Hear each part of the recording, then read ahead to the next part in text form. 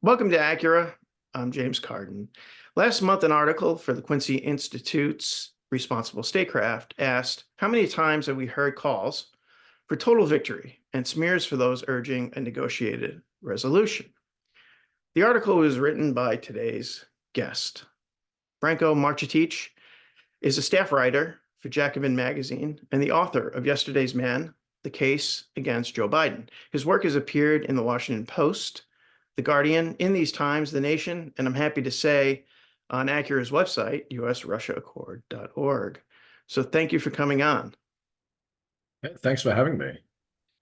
So I guess the first thing I wanted to kind of bring up is that even though you and I have emailed each other over the years, we've never actually spoken. So I don't really know that much about your background. How did you come into this rather discouraging business that you and I are in?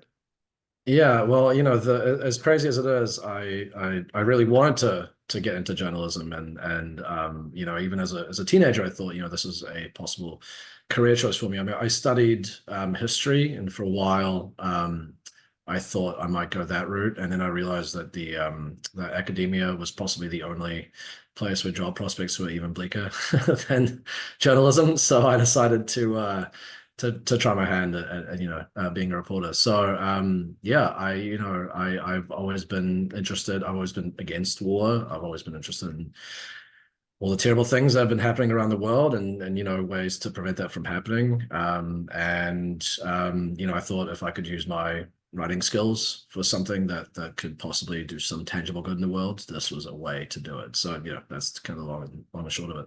Yeah. And you have the good sense to live in Chicago and not Washington. So that might help matters. How did you make your way to Jacobin? I came to the United States initially wanting to just get kind of work experience and do an internship or a couple of internships and go back to New Zealand and where I'm from, and try and see if I can actually get a career started. And I just happened to luck into making the right contacts, and when I left New Zealand, I was offered a kind of role just writing freelance for Jacobin, and then I've sort of just stuck with the magazine ever since. I've written for a whole bunch of US and New Zealand outlets since, but the Jacobin relationship has really stuck. Yeah. Well, it seems like you and I cover a lot of the same issues. That you seem to write more than I do about Israel, Palestine. Your work is superb on that. I'm more of a one-trick pony myself, which is Russia, Ukraine, and the war. And it seems like we're in the minority of a minority. Maybe you seem to approach it from a more traditional progressive standpoint. And I'm kind of transformed into more of a Buchananite America First type over the years.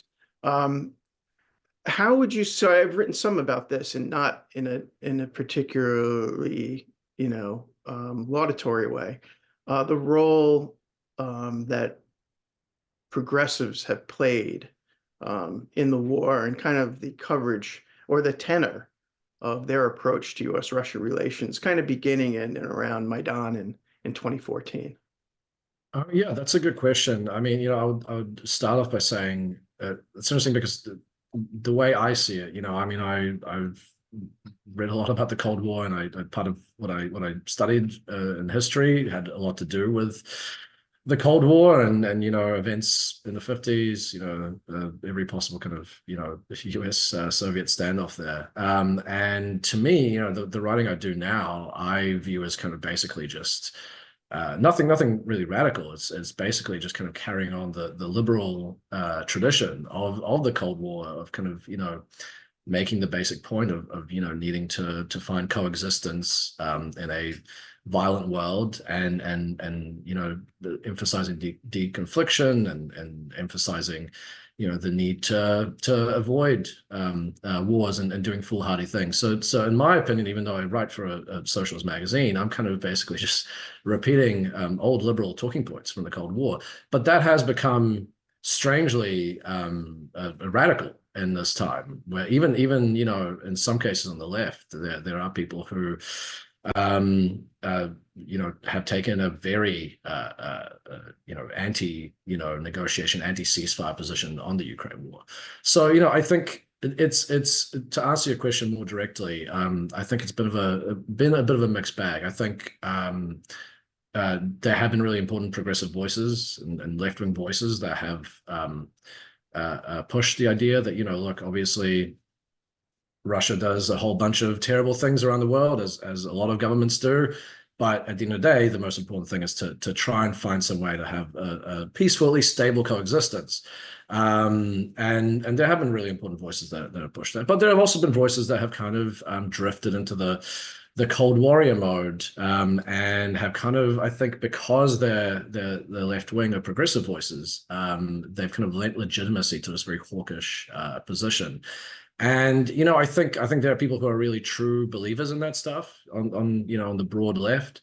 But I also think sometimes it's a matter of kind of it's a matter of groupthink. It's a matter of kind of social and professional pressure, and people not wanting to say something that could paint them as whatever, insert terrible smear / name here, or face some sort of professional sanction for doing it, or even just kind of social ostracism. So it's a bit of a mixed bag. And I mean, the same thing is happening on the right. I think there are on the right some really important and actually sensible voices when it comes to foreign policy, who I would say kind of push forward the same kind of a very similar kind of you might say liberal anti-Cold Warrior position from decades ago, that's focused on kind of being non-interventionist and so on and so forth.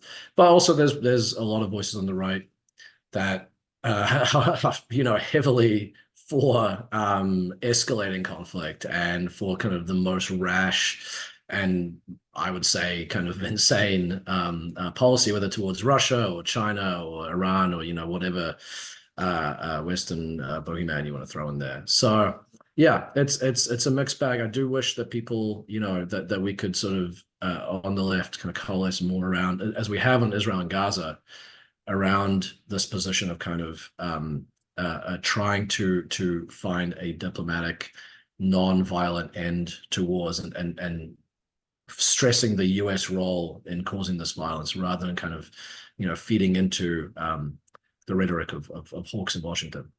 Yeah, it's interesting that you bring up Israel Gaza. There certainly seems to be energy in the street, right? So when there was that very large protest months ago, I think it was the largest anti-war protest that the country had seen maybe since the Iraq days.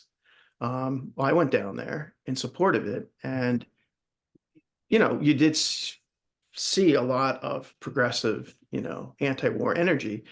I'm not sure that that's translated to the political leadership, though. It took Bernie months to finally at last kind of weekly speak out.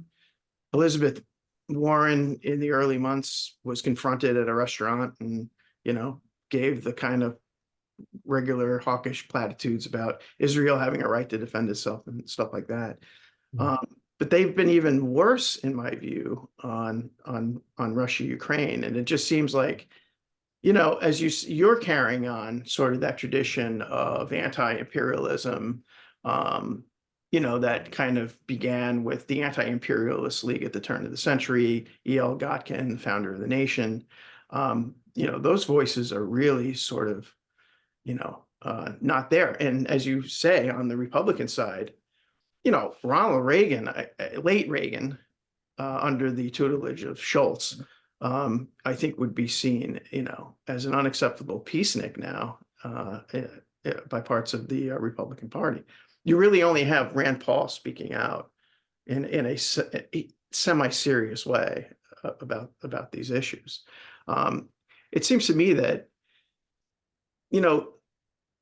generally speaking, sort of like the bipartisan war party policy is based on either a misperception or a willful misunderstanding of three things.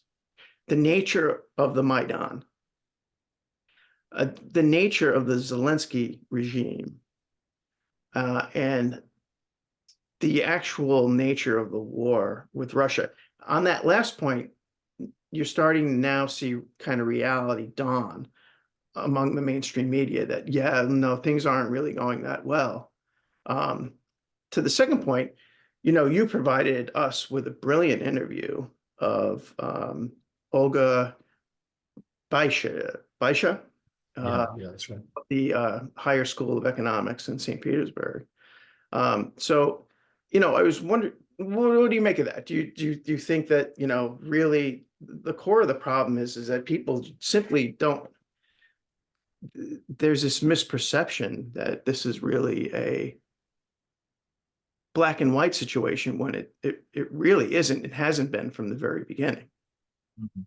Yeah, I mean, I remember explaining to someone last or a couple of years ago at this point, actually, what was all the events that kind of led to the invasion happening, and their response was this basically sounds like a huge mess, and that's really what it is. I mean, there's obviously, when it comes to the invasion, the Russian invasion is illegal and wrong. I think very few people would dispute that, and I think Russia was very foolhardy to do what it did as well. But I mean, because there's a wrong actor, in one stage of this process, does not mean that the road to get there was not littered with a million kind of different mistakes and wrongdoings by a whole heap of different parties. And that's kind of the messiness of history that I think people right now, they don't want to hear complexity or nuance, that especially during wartime. And I think that the way that this war has been experienced in the US and a lot of the West is as a kind of almost war that these countries are taking part in, which they in the very real sense are. And so, in wartime, what happens? People don't want to hear complex history and all the kind of different causes of how we got here and how we can kind of solve them non-violently, rationally. They want to hear, a Star Wars tale of good versus evil. And you get very unpopular if you defy that. So, I mean, in terms of the progressive leadership, I think there are progressive politicians that know better. Ro Khanna was one of was the guy who put into defense appropriations bills in years previously provision to stop arms from being sent to Azov, the neo-Nazi battalion in the Ukrainian military, for obvious reasons, because that could be proved very dangerous, not just to other countries in Europe, but to Ukraine itself, which has repeatedly been threatened with coups and state violence. And, obviously, far-right violence was key to toppling the government in the Maidan Revolution. So, he knew that issue, before the invasion. Since then, all of those concerns have gone, completely out of the way. And we've seen that in the press too, where the press was very willing and open to report about the nature of Azov and the nature of the far right threat in Ukraine before the war, and then since then it's changed. And then part of it is it's to do with the way that this issue has become polarized around Trump, where taking a particular position, taking a kind of more anti-war position, or even just talking about the reality of what things are like in Ukraine, is seen as being pro-Trump, pro-far right, pro-Putin. There's no kind of in between. And I mean, with the Democrats, I mean, it's true that on the one hand, these progressive Democrats are not totally responsive to their own base when it comes to issues of foreign policy, but at the same time, they're also being whipped by an entire kind of media establishment, military establishment that works to check any sort of anti-war impulse on this front. And the best example of that is when the Democrats put forward this very mild letter of diplomacy, calling for diplomacy in November, I think, of 2022.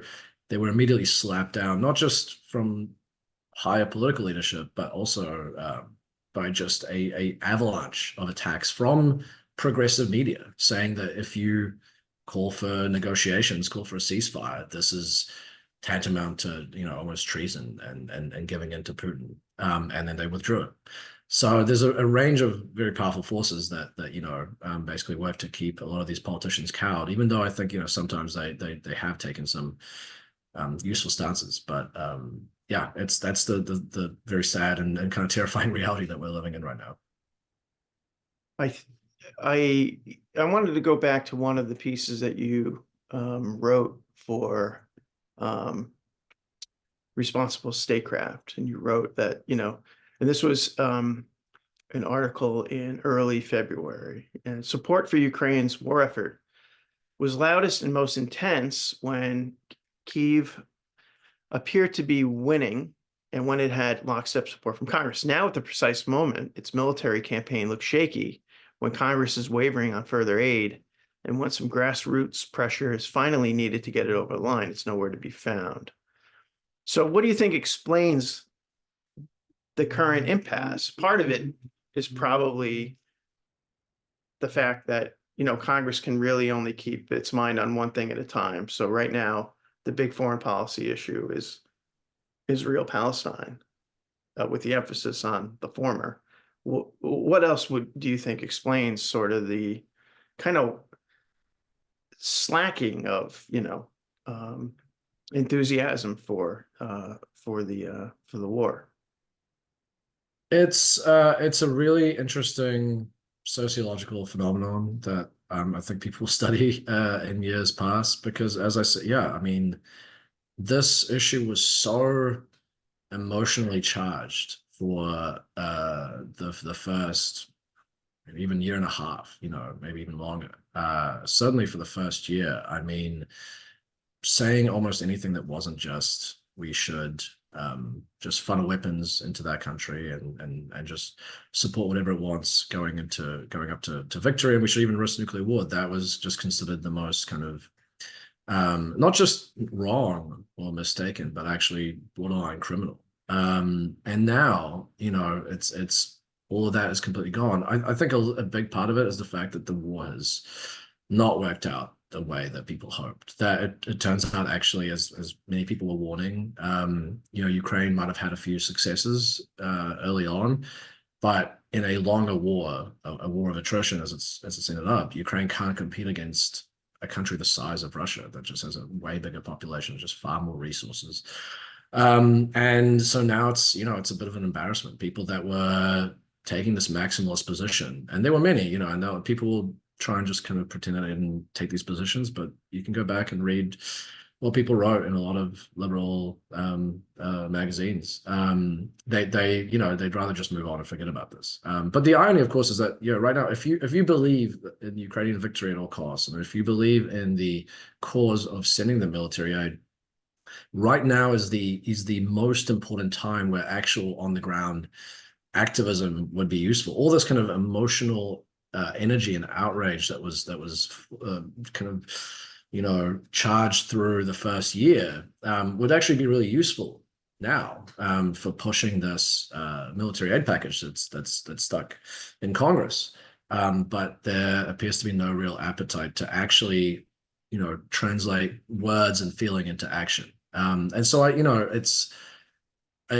wonder, part of it is probably social media, part of it is media in general. Part of it is kind of, just the way that emotions get inflamed in wartime. And of course, people have been primed to view US-Russia relations as kind of, for years, as a kind of simmering conflict. All of that, I think, it played into kind of these very this very intense feeling, pro-Ukrainian feeling, that's kind of just now evaporated as things have not really proven to go the way that people wanted.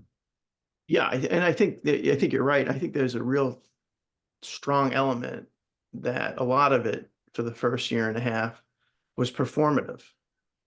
So I'm not on the platform anymore, but you could tell on Twitter, that a lot of these people are talking to themselves and trying to make sure that the other knows that they're in line. And there's this real element, and you can see this very vividly here in DC. Um, there's one, and there's, one very well-known foreign policy um, advisor, whatever he is, in town, who everyone seems to really want to line up behind for a reason unbeknownst to me. But there's an element of like gatekeeping there. I'm sure you know who I'm talking about. I'm not going to give him any more attention than he's already gotten. Um, but my hunch here is that, um, the small minority of people like yourself on the left, and then people on the right, like a Rand Paul or a Doug McGregor, is that people won't, the establishment and, the establishment's fellow travelers on the left won't say in 6 months' time, a year's time, oh, you were right.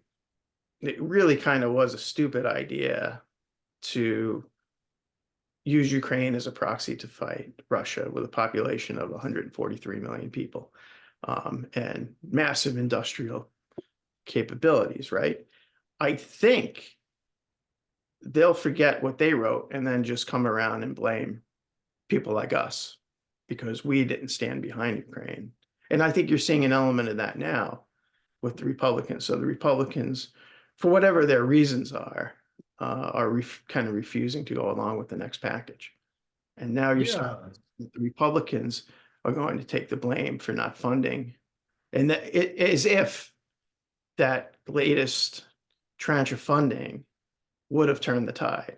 You see what I'm saying? Yeah. Completely. Yeah. Oh, sorry.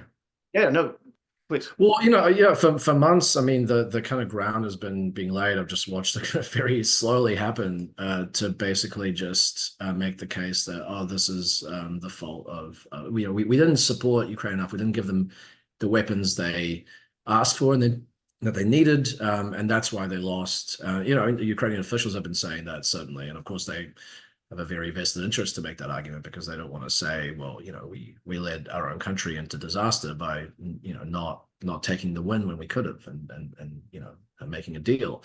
But yeah, that's the narrative that's probably going to be put out everywhere. If we had just sent fighter jets earlier, of course, there's no talk about what that would have meant in terms of how Russia would have escalated and what that would have meant for Ukraine in turn. But all of that ignores the fact that I mean, I've seen both military analysts say this. I've seen Ukrainian officials say this. I've read Ukrainian soldiers telling this to the press, that the fundamental problem right now is, yes, yeah, weapons is one thing. Sure, of course, it's always good to have more weapons, but they don't have the manpower. They just don't have the manpower to compete with Russia. And not only that, not only is there an inherent manpower disadvantage, but it's the fact that Ukrainian men and now, just people in general increasingly don't want to go and fight this war because they know that they're going to be just mauled or killed. And so there's a lack of willingness to fight in Ukraine, which has been running through the entire war. But we've not heard much about it because it was an inconvenient thing. We wanted to believe that this is a country of people that just was very willing to be cannon fodder for eternity and just go out there and be shot and killed, and would never, its enthusiasm to do that would never wane, which is of course ridiculous. But yeah, I mean that's the fundamental problem is this war probably was, aside from that counteroffensive that managed to get Russia scared and willing to negotiate in September, and of course the deal that came before that, this war probably was unwinnable, aside from just kind of going rung after rung after rung on the ladder of escalation until everyone ended up worse off or dead. But we want to believe that it was actually that this cause could have been successful. Right. About that, you mentioned or you sort of are referring to the Istanbul agreements. I'm sure you're aware that there seems to be a kind of puzzling debate now that's arisen about whether or not that was important or not.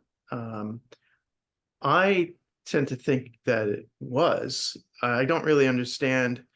And people who I really respect, like David Hendrickson out at Colorado, kind of dismiss it as kind of a sideshow, not important. It really wasn't real. You've written a little bit about this. What's your view of Istanbul? Is that a road not taken? Yeah, I think so, definitely. I mean, the debate seems to me about, I mean, the serious debate is whether there was really a chance to implement this or not, whether this was really going to go anywhere. And, I mean, it's certainly possible that, in the end, it would have proved fruitless. But from everything we've heard from actually people who were involved, it does not seem that it was a completely lost cause from the beginning. I mean, there was one Ukrainian official who said outright some months ago, we nearly had a deal.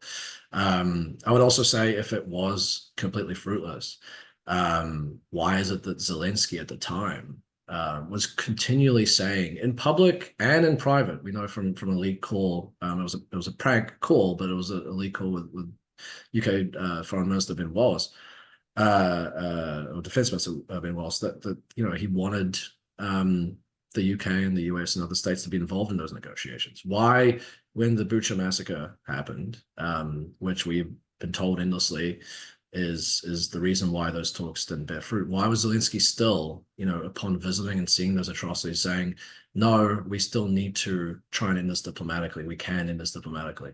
And I mean, there were similar statements he made as late as May and June. So to me, I mean, the fact that the guy leading the country and who was, presiding over these negotiations thought that there was, a